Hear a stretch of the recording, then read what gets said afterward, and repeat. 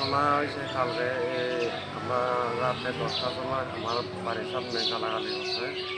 আর আমারে মারধর করছে গোলা তুলে দিছে তাও এরপরে খাইতে দিছে এমন মারধর সাংঘাতিক করছে খাইতে দিছে তাও আঘাত করতে চাইছে আর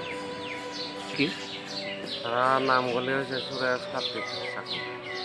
তারা আমার অনেক মারধর করছে এবং আমার বেটিরেও মারধর করছে কালকে কালকে রবিবার রাত্রে 10টার সময় হ্যাঁ সত্য কথা আমি এমন নাই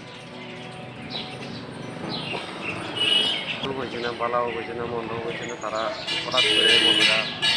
মারধর করতে হয় আমার বাউন্ডারির ভিতরে পাইছে তারেও লাঠি উৎসাহ দিছে উঁচি দিছে আমারে বাজাতে যায় গোলা ফিট দিয়েছে তথ্য